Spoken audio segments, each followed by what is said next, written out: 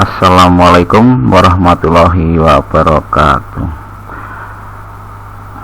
Sobat SMK bisa, hari ini kita akan belajar mengenai proses produksi. Kita mulai saja ya.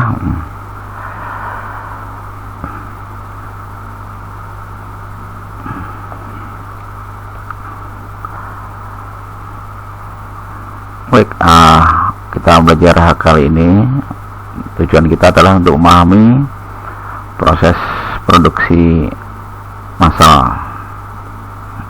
Apakah itu proses produksi massal? Mungkin kalian pernah pergi ke pabrik atau pergi ke satu daerah kawasan industri, sangat banyak sekali ya pabrik-pabrik yang memproduksi barang-barang yang menghasilkan produk yang jumlahnya besar. Oke, pengertian dari proses produksi ini ada beberapa dari pakar kewirausahaan, yaitu yang pertama,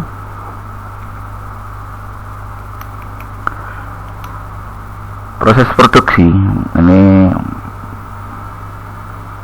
dinyatakan sebagai sebuah kegiatan yang menggabungkan berbagai faktor produksi yang ada dalam upaya menciptakan suatu produk, baik itu barang atau jasa yang memiliki manfaat bagi konsumen. Ya, itu pendapat pertama, itu suatu kegiatan ya yang menggabungkan berbagai faktor produksi. Jadi ada faktor produksi ya, yang ada dalam upaya menciptakan suatu produk, baik itu produknya berupa barang atau jasa yang memiliki manfaat bagi konsumen. Itu pemahaman pertama. Pemahaman kedua ada yang mengatakan bahwa proses produksi ini adalah proses pengolahan bahan baku ya. Bahan baku ini berawal dari bahan baku dan bahan pembantu ya. Bahan baku dan bahan pembantu ini penunjangnya, dengan menggunakan peralatan untuk menghasilkan produk yang lebih berharga daripada bahan baku. Jadi ada bahan awal, kemudian ini dengan menggunakan peralatan diolah ya, sehingga menghasilkan produk yang lebih berharga daripada bahan baku. Nah, ini ada dua pemahaman yang sebenarnya prinsipnya sama saja ya. Kalau di pertama ini menitik beratkan di kegiatan ya, yang menggabungkan berbagai faktor produksi sehingga menjadi satu produk, bisa berupa barang maupun jasa. Yang kedua, ini titik beratnya adalah nilai produk yang lebih tinggi daripada awal bahan bakunya. Itu pengertian mengenai proses produksi. Proses produksi ini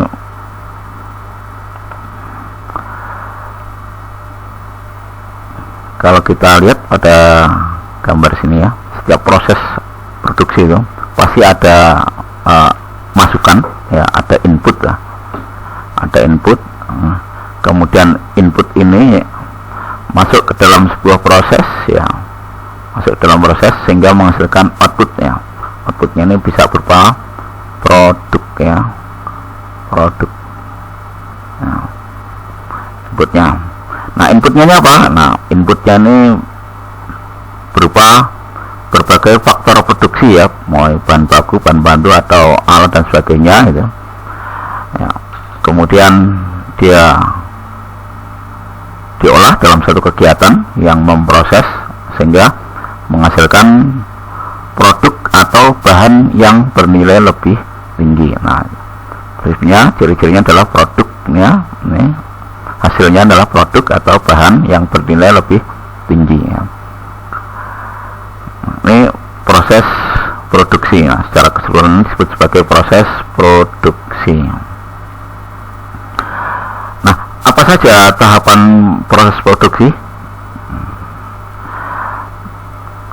Beberapa ahli mengungkapkan bahwa ada 4 tahapan proses produksi, yaitu yang pertama ini setiap produksi harus ada routing. Routing ini penentuan dan penetapan ya, penetapan dan penentuan urutan kegiatan proses produksi ya, seperti membuat flowchart gitu, alur, seperti membuat alur proses produksi ya. Ini adalah tahapan routing ya, routing rute produksi kira-kira ya. Tahapan kedua ini adalah tahapan scheduling, jadi menetapkan dan menentukan jadwal kapan akan dimulai, kapan akan dilaksanakan ya. Ini adalah scheduling, mulai dari penetapan bahan baku, tenaga kerja, peralatan dan sebagainya. Ini adalah proses scheduling. Yang kedua adalah, yang ketiga ini adalah maksudnya, yang ketiga adalah dispatching. Dispatching ini adalah menetapkan dan menentukan proses pemberian perintah ya. Kalau di awal ini routing ini mas ya, kedua scheduling, dan ketiga ini adalah menetapkan dan menentukan proses pemberian perintah ya. Ya, begitu perintah dijalankan, maka terlaksana ya. Setiap proses ini pasti akan ditetapkan dan ditentukan ya. Nah, ini adalah proses dispatching. Dan yang keempat adalah follow up. Follow up ini adalah sebuah proses yang mendorong terkoordinasinya proses produksi. Jadi proses produksi ini harus terkoordinasi sehingga berjalan. Itu ada 4 tahapan proses produksi.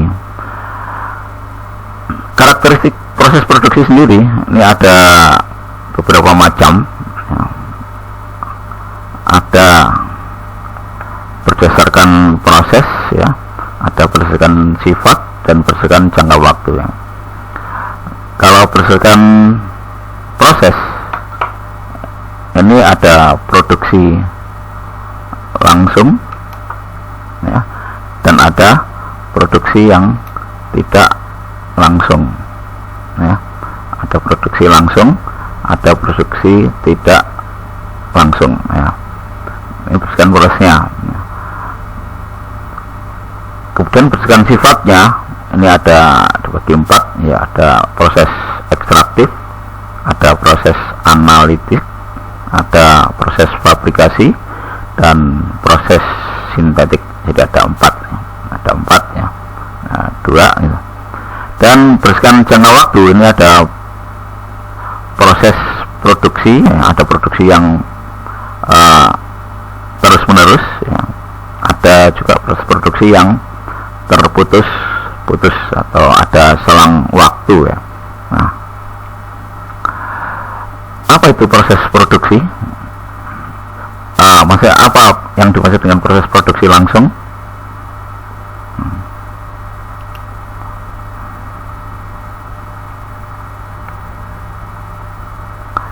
Kita bisa lihat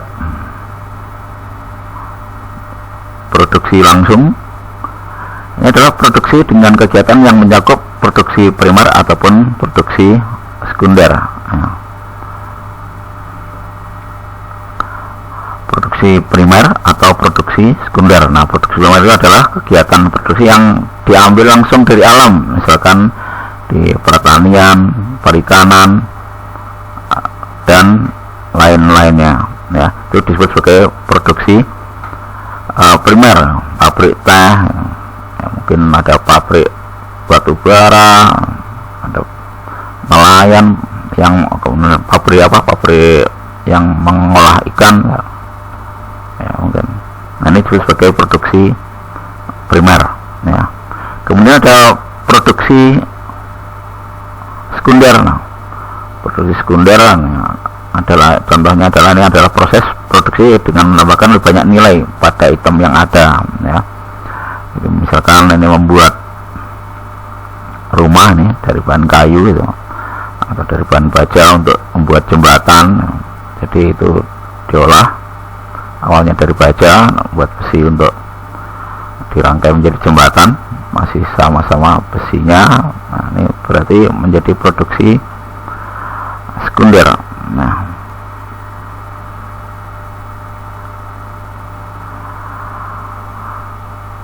kemudian ada produksi tak langsung. Nah, produksi tak langsung itu adalah produksi dengan memberikan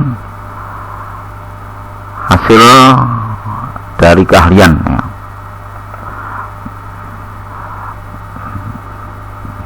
Ini contohnya ini adalah layanan mekanik, layanan kesehatan ya, mungkin di rumah sakit ya, atau layanan konsultasi ya, dan lain-lain ya.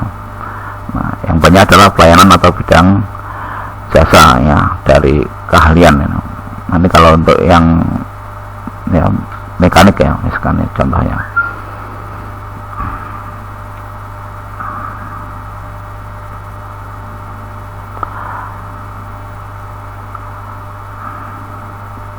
kemudian ada proses ekstraktif ya.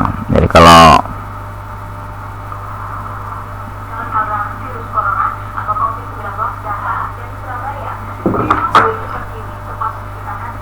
ada proses ekstraktif ya, ini berdasarkan jenisnya ada proses ekstraktif ya, yaitu proses kegiatan produksi dengan mengambil produk langsung dari alam. Ya, misalkan tambang batu bara, tambang minyak ya, atau mungkin tambang ya langsung, pokoknya bahan bakunya langsung dari alam, maka ini disebut sebagai proses ekstraktif ya. Kemudian ada proses analitik. Nah, proses analitik adalah suatu kegiatan produksi yang melakukan pemisahan produk menjadi lebih atau dengan bentuk yang mirip dengan hasilnya. Nih, contohnya adalah produk minyak bumi ya. Minyak bumi itu dipecah-pecah bisa menjadi berbagai macam minyak. Nah, ini disebut sebagai proses analitik ya. Kemudian ada proses fabrikasi, yaitu proses aktivitas yang mengubah bahan baku menjadi bahan jadi ya. Contohnya adalah pada pabrik baja misalkan, dari bahan baku menjadi baja batangan misalkan, ya, dari biji baja menjadi baja batangan. Nah, ini adalah proses fabrikasi yang mengubah bahan baku menjadi bahan produk yang baru ya, ya, atau mungkin menjadi besi lonjoran-lonjoran atau menjadi plat. Nah, itu adalah proses fabrikasi. Selanjutnya ada proses sintetis, yaitu proses produksi yang menggabungkan beberapa bahan menjadi bentuk produk. Nah, proses ini sering disebut sebagai perakitan ya, pabrik mobil, pabrik motor ya, itu semuanya adalah proses sintetis ya, yang merupakan proses perakitan.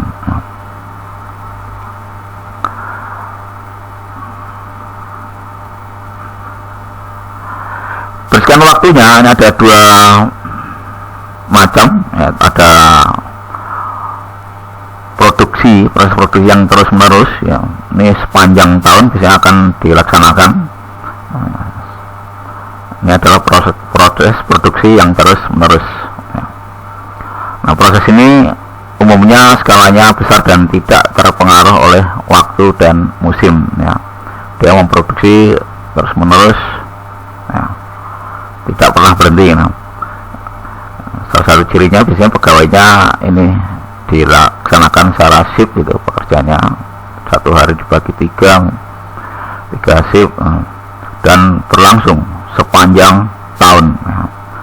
Biasanya pekerja yang bekerja di perusahaan ini liburnya sangat sedikit gitu.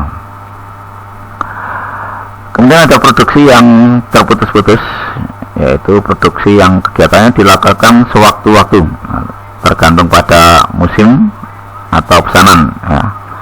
Nah, contohnya ini adalah misalkan pada pabrik tebu itu biasanya dilaksanakan pada saat tertentu ya. Setelah tebu mungkin sudah banyak atau kawasan tertentu, baru kemudian dia laksanakan giling tebu. Oleh sebab itu biasanya ada masa giling tebu ya. Nah,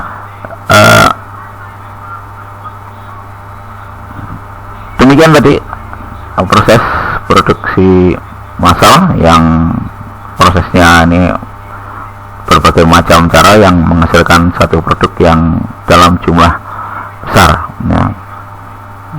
Oke,